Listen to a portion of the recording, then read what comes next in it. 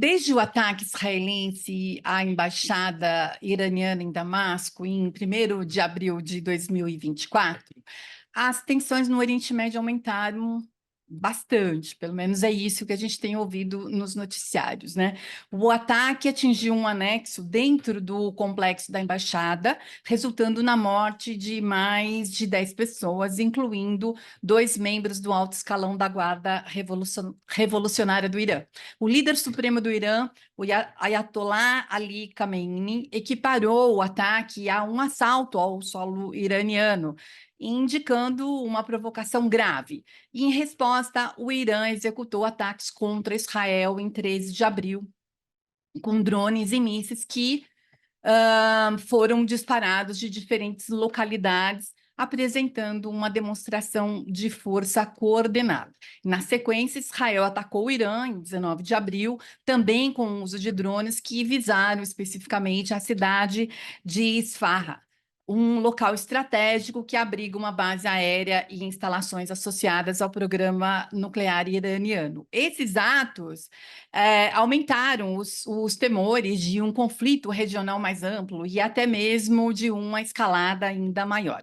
Eu sou a Neuza Maria Bojiquian, apresentando o programa do Diálogos INEU, que é uma produção do INCT para estudos sobre os Estados Unidos, e no vídeo de hoje nós vamos falar sobre os atuais conflitos no Oriente Médio, e mais especificamente da guerra em Gaza, desde a guerra em Gaza, as recentes tensões entre dois importantes países na região.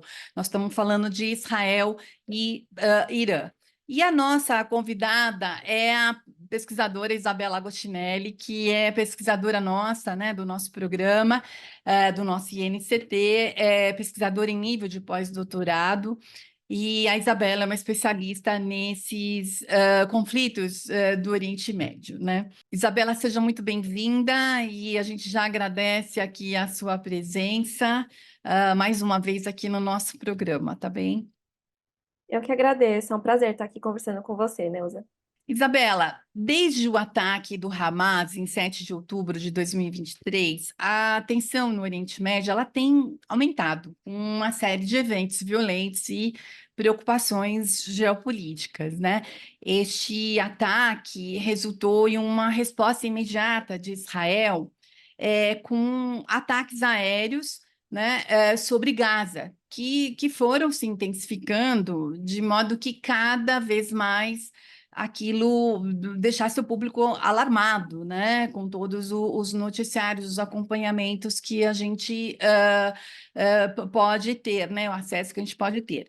E isso tem provocado uma gravíssima crise humanitária, né? Então, acho que além das mortes de crianças, adolescentes, jovens, mulheres e idosos, cenas de fome extrema e de terra arrasada mesmo nos chegam toda hora por meio do monitoramento de organizações internacionais, como a Anistia Internacional, a Human Rights Watch e o Council on Foreign Relations, para dar alguns exemplos aqui, né?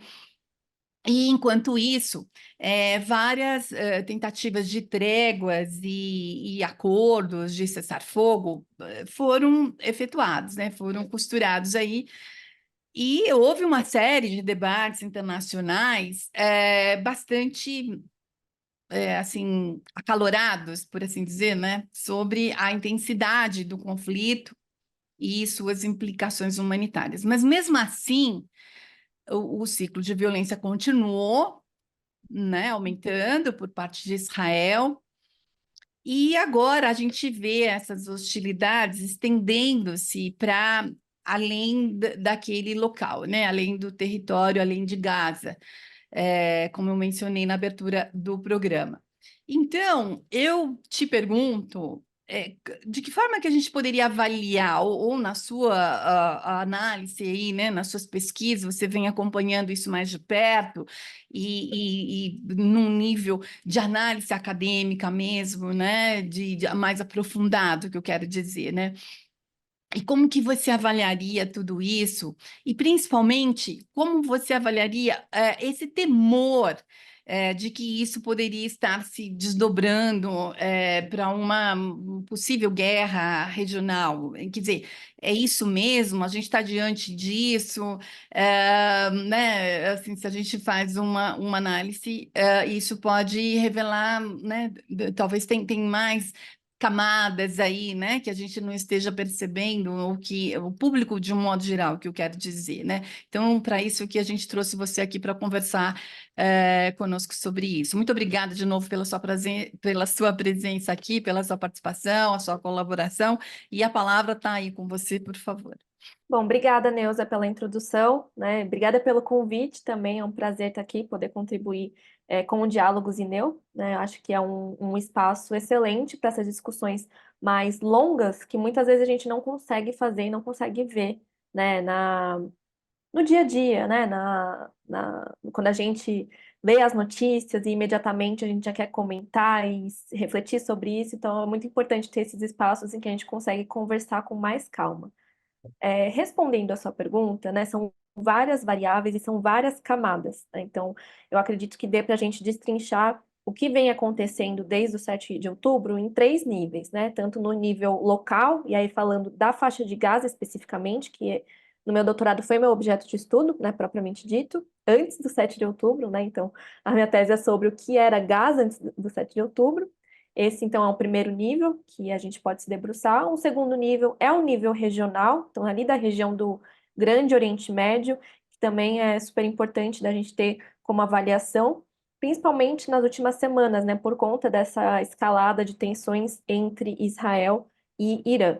E, por fim, a gente também pode falar um pouquinho a nível internacional barra global, e aí trazendo um pouquinho também a própria posição dos Estados Unidos, das organizações internacionais, e aqui eu faço referência principalmente à ONU, mas também à Corte Internacional de Justiça, né, que no começo desse ano, de 2024, teve aí um papel importante, embora ainda no âmbito do simbólico, mas teve um papel importante de contestação do que Israel vem fazendo contra os palestinos da faixa de Gaza.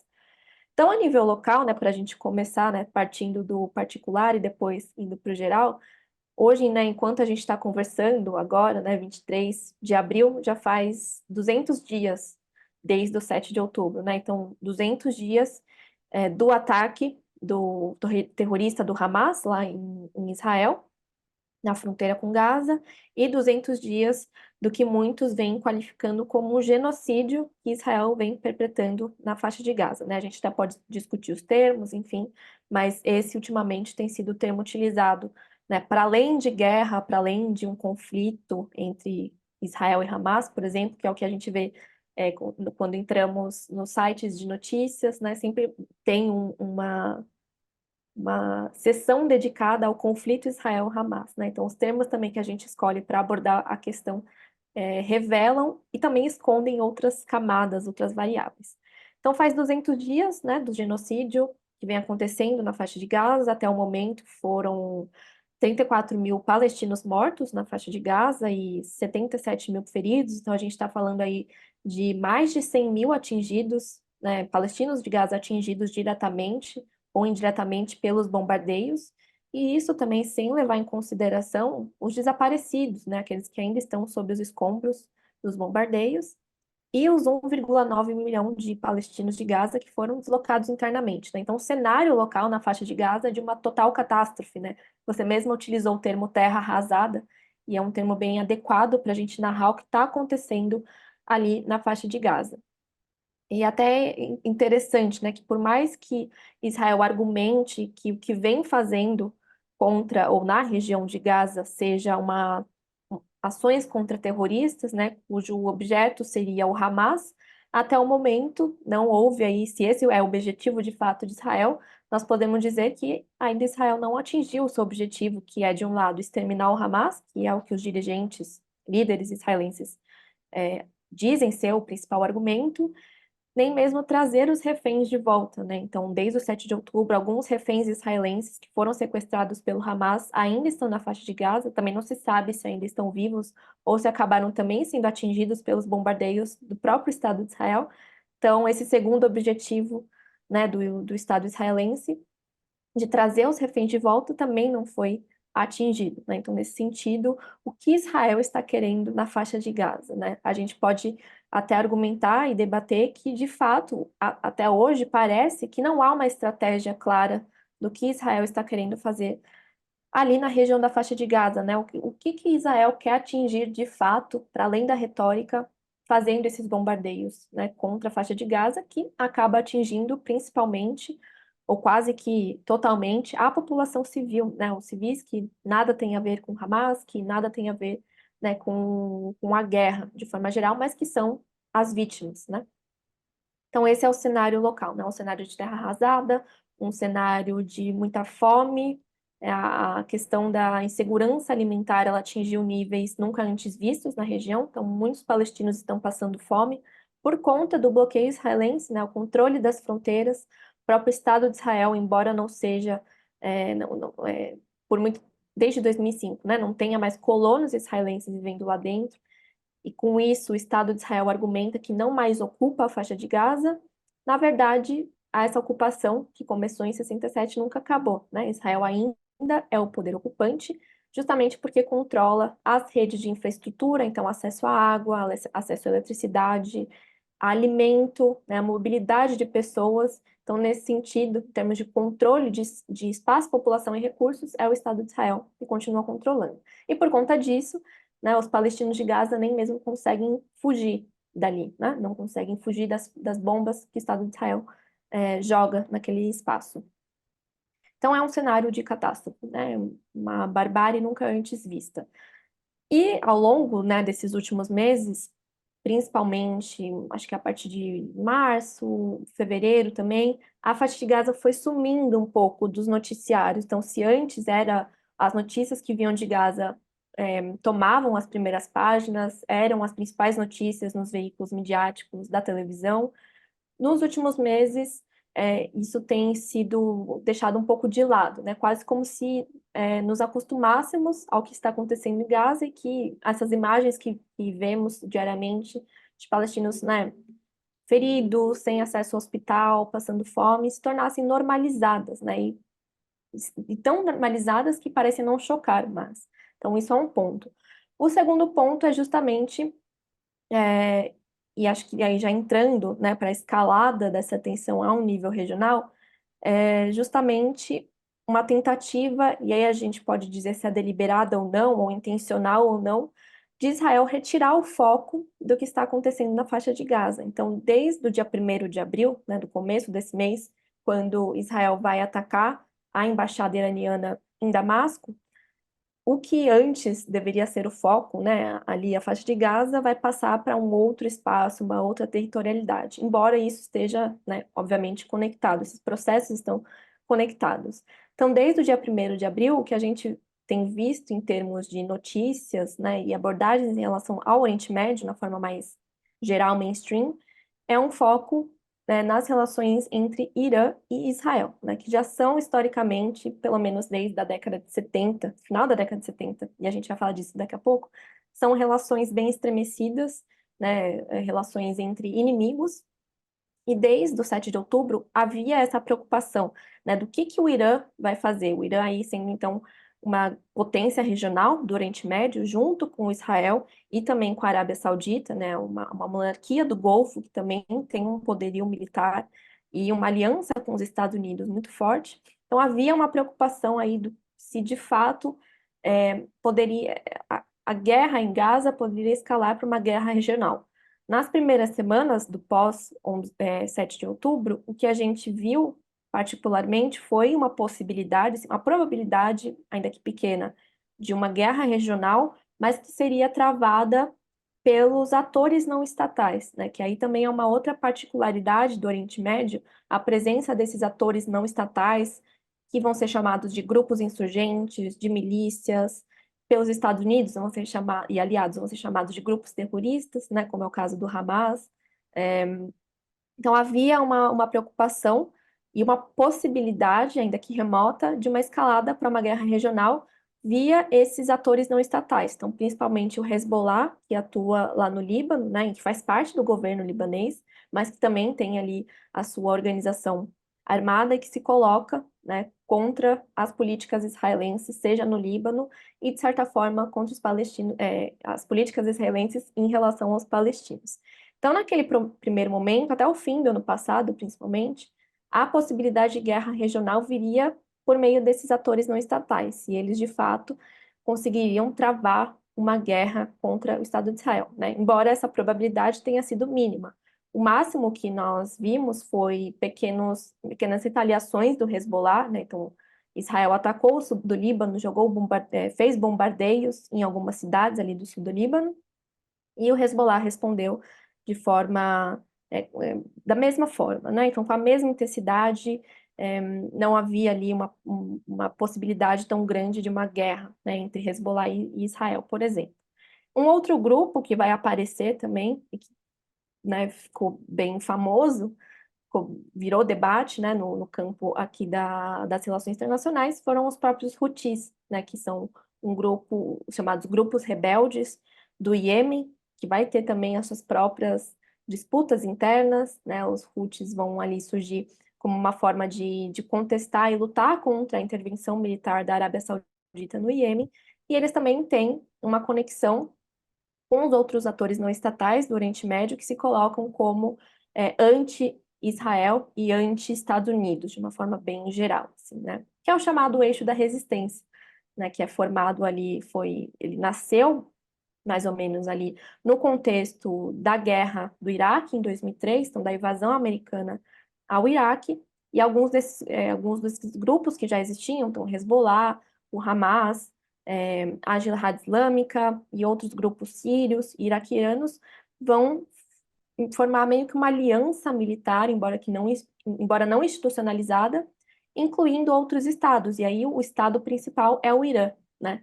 Muito se diz, por exemplo, que esses atores não estatais seriam proxies do Irã, né? E a literatura que estuda de fato o eixo da resistência vai contestar esse termo, porque os próprios atores que fazem parte desse eixo da resistência têm as suas próprias demandas, têm os seus próprios objetivos políticos, mas eles se conectam, né? Tem uma sinergia em relação à postura de todos contra, né, as intervenções ocidentais lideradas pelos Estados Unidos e contra Israel, né, a política israelense para o Oriente Médio em geral.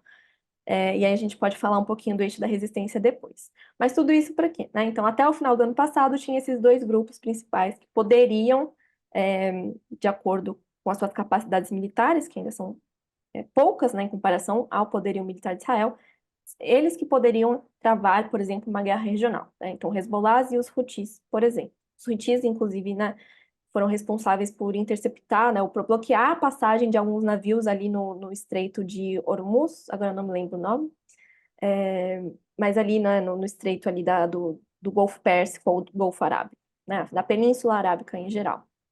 Então, né, retaliaram ali alguns navios israelenses. Então, esses eram os grupos ali possíveis que escalariam para uma tensão regional.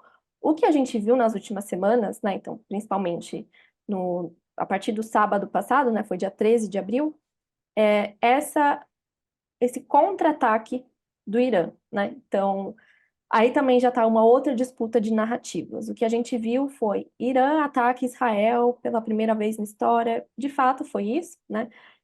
Foi pela primeira vez o Irã atacou militarmente, né? Enviou mísseis e drones ao território israelense. Então, isso vai abrir um novo capítulo, né, da história aí das relações internacionais do Oriente Médio em geral, da questão palestina em particular, né?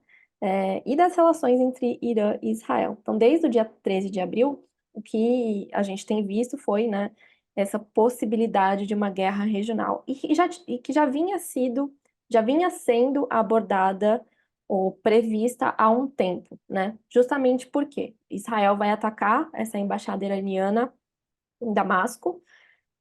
Se esperava, já era esperado que o Irã respondesse a isso. Agora, como ele responderia, ainda era um pouco, não se sabia como viria, né, esse contra-ataque ou essa resposta. E o Irã, né, inclusive, isso é um outro ponto também, né? As informações que a gente tem são de bastidores, ainda não são informações totalmente confirmadas, mas o que tem, né, dos grandes analistas internacionais que escreveram sobre isso foi que o Irã avisou alguns grupos na Turquia, e essa informação foi chegando a Israel, para que Israel também se preparasse para se defender. E foi o que de fato aconteceu. O Irã não, ao enviar mísseis e drones, principalmente, não atingiu nenhuma área civil, né? Não teve nenhum morto, não teve nenhum ferido. O máximo que teve foi um míssil atingir uma base militar israelense, ou uma instalação militar israelense, né? E isso porque também, com esses avisos, né, de que o Irã retaliaria esse ataque à embaixada, Israel já conseguia se preparar, inclusive com o apoio dos seus aliados internacionais, então, principalmente os Estados Unidos e alguns países da União Europeia, que ajudaram no sistema de defesa israelense, né, que inclusive essa defesa israelense que interceptou os mísseis, acho que 99% dos drones e dos mísseis foram interceptados pelo sistema de defesa israelense, que é muito avançado tecnologicamente, e tudo isso custou cerca de US$ 1 bilhão, né? Então foi uma defesa muito custosa e que mostrou também que Israel depende, de certa forma, para se defender do apoio de outros atores, né? Principalmente os Estados Unidos, mas também a Jordânia, né? A Jordânia, que é um país árabe e fronteiriço com o Estado de Israel, que há muito tempo tem relações mais tranquilas, né, com o Estado de Israel. Então, a gente vê algumas pessoas dizendo, né, mas os países árabes, eles não vão defender os palestinos que são árabes. Em geral, não é isso que acontece, principalmente desde o final da Guerra Fria, né? E a partir de 2020 também, com os acordos de Abraão, também foi um tema que a gente já conversou aqui, né? Mas a Jordânia é um país árabe que é fronteiriço com Israel, com a Cisjordânia também, que é um território palestino, e que ultimamente, há muito tempo, na verdade, tem abandonado a causa palestina, né? Então, esse é o cenário regional que nós temos, né? O ataque do Irã, a forma como ele se deu foi um contra-ataque, né? Que foi avisado, que foi controlado. Israel foi capaz de se defender, né? Não teve baixas civis ou militares. E essa nova escalada do conflito, por bem ou por mal, acabou deixando a faixa de Gaza de novo por baixo dos panos, né? Então, se tira de novo os olhares é, sobre Gaza e se direciona o olhar para outro espaço, né? Agora, então, falando ali das relações entre Irã e Israel, né? E aí que a gente entra também no nível internacional, que é nosso terceiro nível, para fechar um pouquinho esse panorama dos últimos 200 dias de guerra, né? Desde o começo, em termos de comunidade internacional de estados, o que nós temos visto foi um apoio, ou pelo menos uma não posição clara das grandes potências em relação à defesa dos palestinos, né? De um lado, nós temos os Estados Unidos, né, governado pelo Biden, mas historicamente, os Estados Unidos, em sua política externa, têm uma relação muito próxima com Israel, principalmente a partir, né, da década de 80, 90, que vai se tornar mais forte a partir da guerra global ao terror. Então, a posição dos Estados Unidos, desde o 7 de outubro, se a gente está falando da guerra, do genocídio em Gaza, tem sido um apoio incondicional a Israel. Né? Alguns países europeus também, a Alemanha tendo destaque nesse sentido. Países um pouco divergentes dessa posição têm sido alguns países dos BRICS, né? Então, a China tentando se colocar como mediadora dessas relações, embora ainda não tenhamos visto resultados positivos ou qualquer resultado dessa posição mediadora da China. O Brasil, né, que nos últimos meses também veio à tona aí com a fala do presidente Lula, que foi muito criticada pela política interna israelense, né, que levou aparentemente a uma crise diplomática. A África do Sul, que foi a responsável por entrar com um processo de investigação, né, na Corte Internacional de Justiça sobre se estaria ocorrendo, né, ou não um genocídio na faixa de Gaza, e ao mesmo tempo Rússia também se colocando de uma forma, não diria neutra, mas não assumindo posições tão explícitas, né? E a Índia apoiando de forma muito clara o Estado de Israel, né? Então, o que a gente viu em termos internacionais foi dentro do próprio BRICS, né, foi uma postura divergente entre os países. E, sempre retomando, né, o papel dos Estados Unidos como um apoiador incontestável de Israel. Alguns analistas internacionais, e aqui eu faço menção ao Trita Parsi, ele publicou um artigo na The New York Times, um artigo bem recente, acho que é dessa semana, inclusive, falando que os Estados Unidos estavam, né, tendo uma política externa muito falha para o Oriente Médio em geral, né? E que isso, outros autores, analistas internacionais, professores, né, de relações internacionais, especialistas em Oriente Médio, vão concordar com ele, né? Vão dizer que a política externa dos últimos anos, ou do século XXI, se a gente quiser dizer assim, dos Estados Unidos para o Oriente Médio em geral, tem sido uma política externa muito falha, né? Que ao apoiar tanto Israel, acaba se limitando ali, limitando a sua posição em relação a outros países ali do Oriente Médio, né? Isso também é um tema que a gente pode discutir depois. Mas acho que resumindo e fechando esse primeiro bloco de pergunta, né?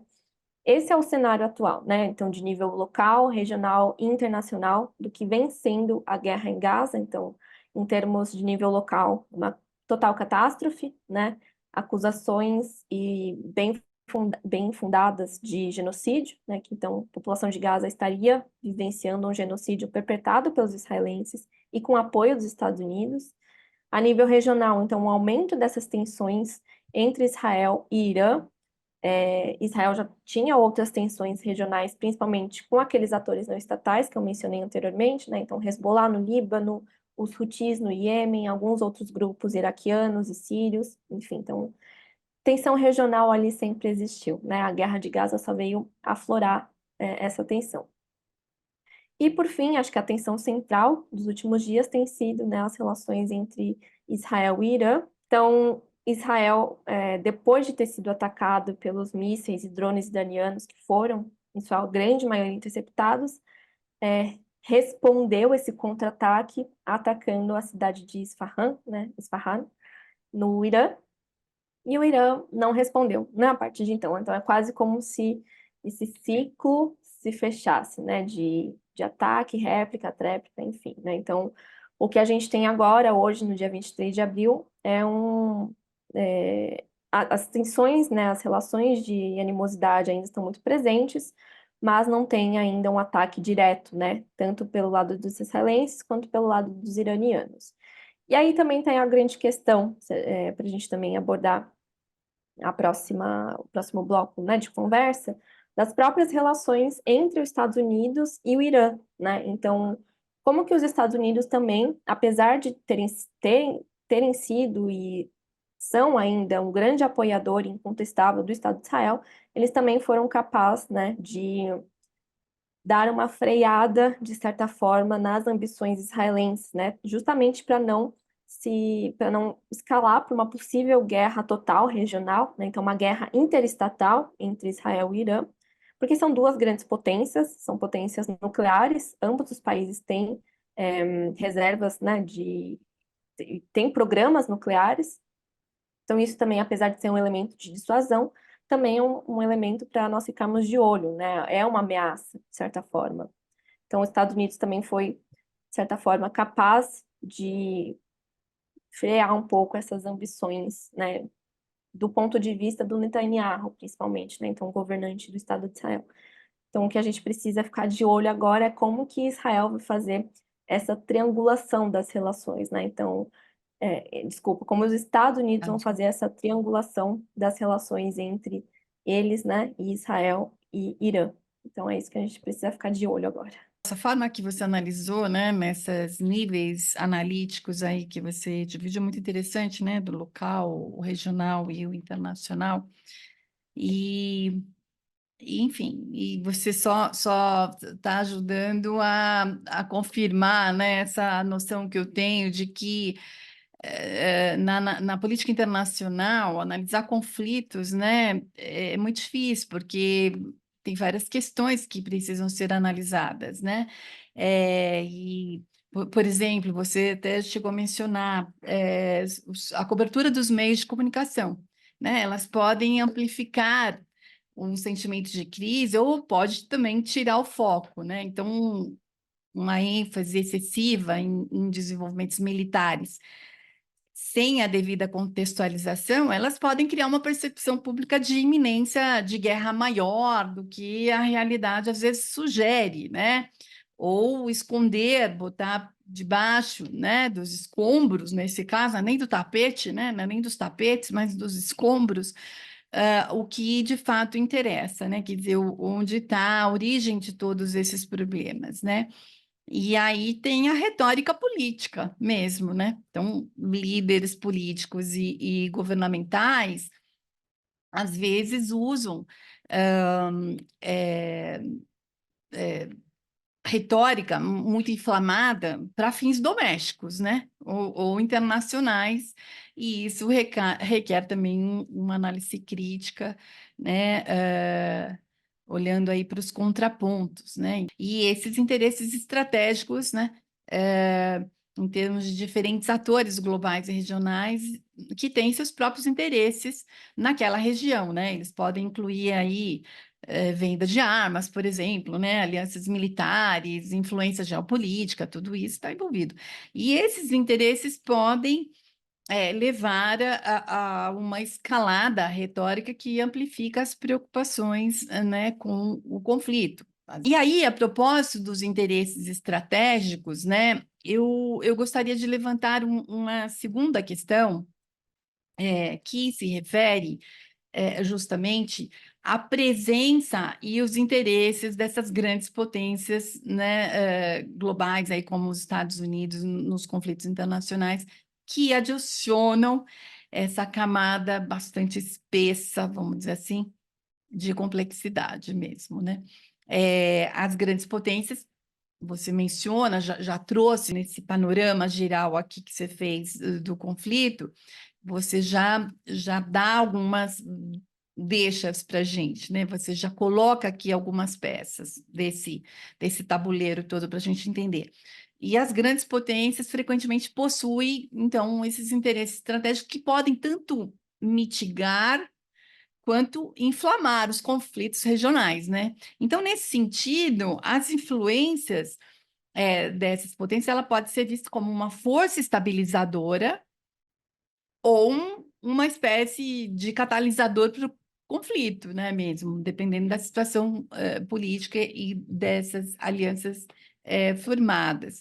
E aí, pegando os Estados Unidos, que é o objeto de pesquisa do nosso INCT, eu te pergunto, como a gente poderia entender esse triângulo, que não é, está longe de ser que não é, de fato, não é um triângulo amoroso, né, entre Estados Unidos, Irã e Israel. Como é que você avalia isso? Como é que você ajuda a gente, poderia ajudar a gente a compreender esse triângulo, Estados Unidos, Irã e Israel? Maravilha, obrigada pela pergunta, Neuza.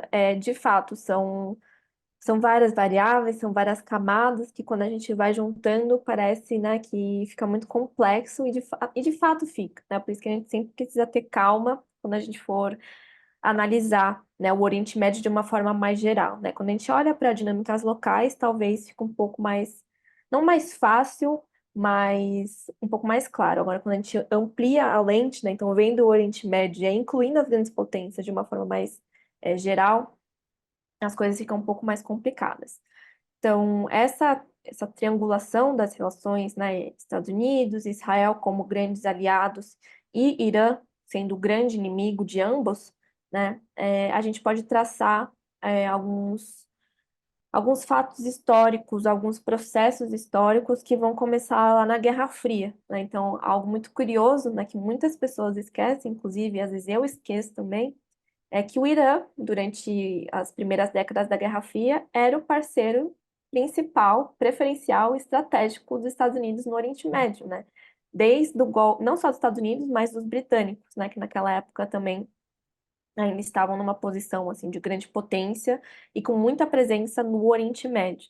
Então, no meio da Guerra Fria, no começo até a final da década de 70, da Guerra Fria, era o Irã, que era o grande parceiro dos Estados Unidos, né? E isso desde o golpe, né, de 53, né? Então, financiado pela CIA, né? E todos os documentos já demonstram isso, já provam isso.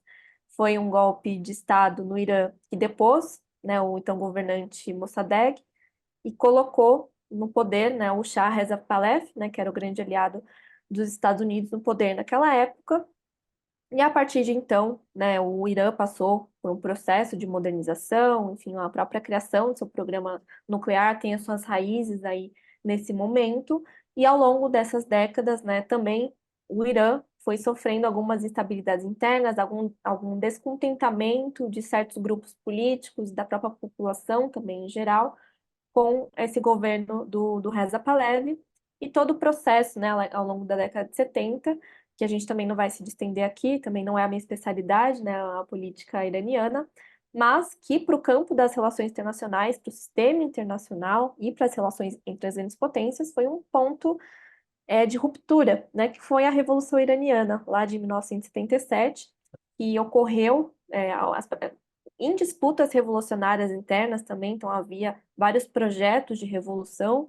O projeto de revolução que saiu vitorioso foi o projeto islâmico, né? Então, por isso que alguns vão chamar a Revolução Iraniana de Revolução Islâmica, e esse é um termo também um pouco contestado, porque o processo da revolução também levou em consideração os projetos comunistas, né? Então, o islamismo político nessa época vai ter, não necessariamente no Irã, mas em outros países, vai ter um apoio, né, dos Estados Unidos como um contraponto aos projetos comunistas, né? Então, a gente está falando da Guerra Fria, em que a dinâmica da época era essa disputa ideológica e, em alguns momentos, material entre, né, os comunistas soviéticos e os Estados Unidos capitalistas, e isso teve, né, respaldo no Oriente Médio, inclusive na Palestina também, né, no final da década de 80, quando o próprio Hamas vai surgir, né, na primeira intifada, em 87, mas os seus próprios integrantes, que faziam parte da Irmandade Muçulmana, né, que era uma comunidade fraternalista, enfim, que agia mais no campo dos serviços comunitários, assistência social, que foi criada lá no Egito, esses ex-integrantes da Irmandade Muçulmana, durante a década de 80, receberam apoio, financiamento do próprio Estado de Israel, não porque o Estado de Israel concordava com esse projeto, enfim, essa visão de política, né, que os integrantes que viriam a ser o Hamas tinham, mas porque eles serviam como um contraponto às ideias comunistas, né, à posição mais comunistas de esquerda secular do Fatah, né, que era o grande partido político palestino, né, que naquela época também tinha uma organização armada. Então, isso é só um parênteses para dar um exemplo, né, de como que o islamismo político vai surgindo aos poucos, se tornando um projeto que vai ser a negação do projeto ocidental, né, do projeto de modernização ocidental, secular, enfim, né, que é levado a cabo pelos Estados Unidos. E o Irã também vai passar por isso, né? No fim das contas, o processo revolucionário, né, vai culminar em 79, e vai ter como projeto vitorioso, o projeto islâmico, né, na figura ali então do Ayatollah Khomeini, né, que vai ser um grande líder popular, que vai conseguir inflar, né, a população, vai conseguir mobilizar a população por meio de rádio e panfletos. Ele estava exilado, né, então ele não fez a revolução internamente, mas começou de forma externa, né, então isso também é um fato curioso. E no fim das contas, lá em 79, vai se criar aí um novo Irã, né? Vai surgir um novo Irã que não mais vai ser aquele Irã que era o grande aliado dos Estados Unidos naquela época da Guerra Fria, né? Então já vai ser um ponto de ruptura, vai ser também um processo, né, que vai gerar o reaquecimento da Guerra Fria, né? Então, saindo ali daquele período da detente, né, do esfriamento das relações, e vai voltar, né, depois da Revolução Iraniana, principalmente, a um reaquecimento da Guerra Fria. E os próprios políticos iranianos, né, que vão é, sair vitoriosos dessa revolução, vão começar a enquadrar os Estados Unidos como o grande Satã. Tem até algumas imagens que a gente, né, teve aula sobre isso recentemente, lá no programa de pós-graduação de RI, de Santiago Dantas, né, na nossa disciplina de Oriente Médio. E o professor Reginaldo Nasser, que é o meu supervisor, né, foi meu orientador, ele trouxe algumas capas das revistas da época, né? Então, a revista Times tem algumas capas interessantes dessa época. Dá para ver também alguns posters, algumas imagens, fotografias mesmo dos Estados Unidos sendo enquadrado como o grande Satã, e ao contrário também, né, o Irã sendo enquadrado como o grande inimigo agora dos Estados Unidos, né? Então, o ano de 79 vai ser um ano de ruptura que vai inaugurar também um novo processo ali das relações das grandes potências no Oriente Médio, né? E isso vai ficar ao longo, né, dos anos seguintes, principalmente na década de 80, vai mostrar aí um tensionamento das relações entre Irã, e Estados Unidos, obviamente, e Israel, então, nesse contexto, vai passar a ser o grande aliado dos Estados Unidos no Oriente Médio, né? Já estava sendo visto com outros olhos pelos Estados Unidos depois da Guerra dos Seis Dias, lá em 67, quando Israel, né, passa a ocupar militarmente a faixa de Gaza e a Cisjordânia, que eram os dois territórios palestinos que tinham sobrado aos palestinos depois da criação do Estado de Israel, e que não eram territórios independentes, né, não formaram o Estado palestino, e sim ficaram sob domínio de outros estados, né? Então, no caso da faixa de Gaza, ela ficou sob administração egípcia, né, quase com regime de tutela, não era necessariamente uma ocupação militar, e a Cisjordânia, por outro lado, ficou de fato sob ocupação militar da Jordânia. Em 67, Israel ocupa esses dois territórios, que a partir de então vão ser conhecidos como os territórios palestinos ocupados, mas também ocupa as colinas de Golã e a península do Sinai, né? Então, isso tudo em 6 dias, né? Essa que é a grande questão. Israel vai se mostrar uma nova potência ali no Oriente Médio, um ator, um poderio militar capaz de enfrentar os chamados Estados Árabes, né? Que eram os grandes inimigos do Estado de Israel. Então, a partir de então, os Estados Unidos vão olhar com outros olhos o Estado de Israel, que já vinha sendo apoiado, né, desde a sua criação. Os Estados Unidos foi o primeiro país a reconhecer a independência de Israel, né, a criação do Estado, mas é a partir de 67 e principalmente a partir de 79 que Israel vai se tornar o grande parceiro estratégico, o aliado preferencial dos Estados Unidos ali naquela região, né? Então, Israel como um bastião ocidental ali no Grande Oriente Médio, que na visão orientalista, né, é uma região de bárbaros, né, de fundamentalistas islâmicos, tudo aquilo que a gente já sabe nessa visão preconceituosa e que mais esconde do que revela o que de fato é esse Grande Oriente Médio.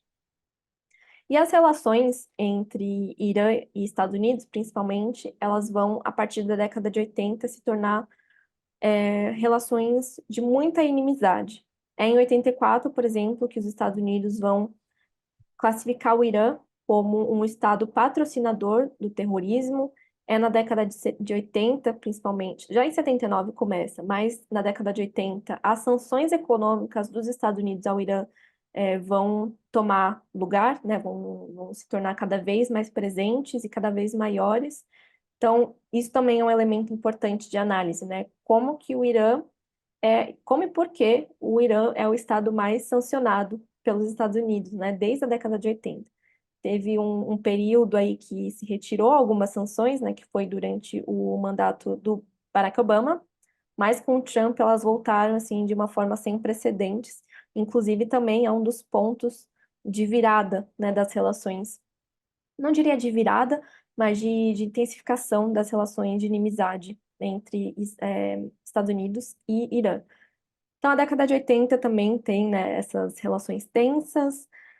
Na década de 90, vai haver, então, uma mudança da presença dos Estados Unidos no Oriente Médio, então, e que se inaugura, por exemplo, com a Guerra do Golfo, né, a Guerra do Golfo de 90, né, de 90 e 91, quando o Irã invade o Kuwait e os Estados Unidos e outros aliados, né, essa coalizão internacional, vão tentar reverter a situação e vão sair vitoriosos, de certa forma, né?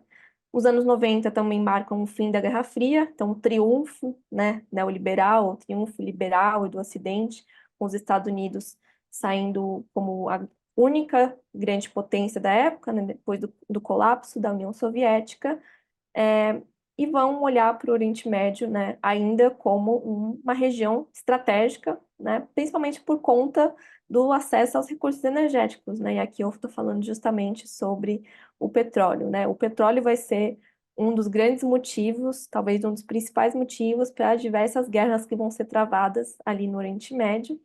Claro que muitas vezes o argumento não vai ser esse, né? Mas em termos de relações materiais, o petróleo está sempre presente. E nos anos 90, né, no imediato pós-Guerra Fria, havia também uma esperança em relação a como se conduziriam as guerras a partir de então, né? Principalmente em relação ao Irã. É na década de 90 que os Estados Unidos também vão ver as sanções econômicas, desde do Wilson, eles veem as sanções econômicas como uma alternativa à guerra, e com o fim da Guerra Fria, a adoção de sanções também elas vão ser continuadas, né? Mas vão ter uma esperança maior, né? Em relação aos seus efeitos positivos, né? As sanções econômicas geralmente são adotadas no intuito do objeto sancionado mudar o seu comportamento, né? Então, é uma barganha política, vamos dizer assim, ou uma coerção política também, né? A gente pode utilizar esse termo, que de fato então, mudança de comportamento ou mudança de regime, que é o caso do Irã, né? O Irã, desde a Revolução Iraniana de 79, se coloca tem uma posição anti-estadunidense, anti-Israel também, e não abandona essa posição, né? Mesmo sendo o Estado mais sancionado desde então, até hoje, né? Então, enfim, né? Por mais que tenha passado por esse momento de diminuição das sanções, com a volta delas, o Irã sofreu bastante, obviamente, principalmente a população civil, né, a grande vítima de todas as guerras, de todas as sanções, mas em termos militares, né, a economia iraniana ela não colapsou, que era o objetivo, né, da adoção dessas sanções, e também não houve ainda uma mudança de regime, tampouco uma mudança de comportamento, né? Então, até que ponto as sanções econômicas elas de fato são efetivas, né? Esse é também um grande debate, na verdade, uma nova agenda de pesquisa que eu venho tateando também, junto com o professor Reginaldo Nasser, que tem revelado também uma mudança nas relações de poder no Oriente Médio, das grandes potências, principalmente. Então, saiu um artigo recente também do professor Reginaldo Nasser com o Gustavo Oliveira, que é um doutorando, já está para defender a tese, se não me engano, lá no Santiago Dantas, em que eles vão analisar a presença da Rússia no Oriente Médio, né? Então, a Rússia, que foi um país muito sancionado depois da invasão da Ucrânia, lá em 2022, e os países do Golfo, as monarquias do Golfo, ou os países que fazem parte do Conselho de Cooperação do Golfo, eles não, apesar de terem relações boas com os Estados Unidos, eles não adotaram, eles não participaram dessas sanções econômicas à Rússia, né? Pelo contrário, eles aumentaram as suas relações econômicas com essa grande potência, também numa tentativa no que a literatura vem chamando de hedging, né? De diversificar as parcerias para não ficar tão dependente de uma única potência, né? Que seria, no caso, os Estados Unidos, né? Então, isso também revela um pouquinho das mudanças que estão ocorrendo em termos de relação de poder das grandes potências no Oriente Médio, né? E o Irã também vem fazendo parte disso, né? O Irã, inclusive, em termos de sanções econômicas, tem adotado algumas estratégias de sobrevivência mesmo, né? Que é o que os pesquisadores que se dedicam, né, a avaliar o que são as sanções econômicas e como que elas funcionam no Irã, têm debatido ultimamente, que é justamente o Irã tem se aproximado de outros países sancionados pelos Estados Unidos como uma forma de diversificar as suas parcerias econômicas. É o caso, por exemplo, do aumento das relações econômicas com a Venezuela e com Cuba, né, que são dois países da América Latina que são sancionados pelos Estados Unidos, mas que viram também no Irã uma possível parceria, né, uma possível estratégia de sobrevivência a essas sanções, né?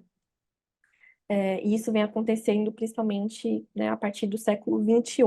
Então, eu falei lá que nos anos 90, e voltando um pouco para já finalizar essa parte, eu falei, né, que nos anos 90 havia uma expectativa, uma esperança de que as sanções econômicas seriam capazes de reverter o comportamento do Irã, mas elas se provaram ineficazes. Muito bem. Então, Doutora Isabela Agostinelli, eu agradeço muito por hoje. A gente vai encerrando a nossa conversinha aqui, que é um papo muito interessante, né? Bastante. Você tem muito conhecimento sobre isso. Eu não tenho o mesmo conhecimento que você, então acabo que deixando você colocar aqui para a gente esclarecer tudo isso, né? Então eu agradeço muito a sua participação aqui no programa, compartilhando com a gente seu conhecimento e principalmente os resultados da sua pesquisa, né, sobre esse tema tão complexo, como já falei. Mas ainda a gente tem muito que conversar, tá? Vamos continuar no próximo vídeo do programa. E, pessoal, eu espero que vocês tenham gostado do vídeo de hoje. E se gostaram, então, deixa a gente saber disso, como sempre. Dá um gostei lá pra gente, tá? Um gosto, né? Um gosto com gosto. Compartilhe o vídeo e continue aqui comigo que a gente vai ter mais conversa com a nossa pesquisadora Isabela Agostinelli. Até já, então.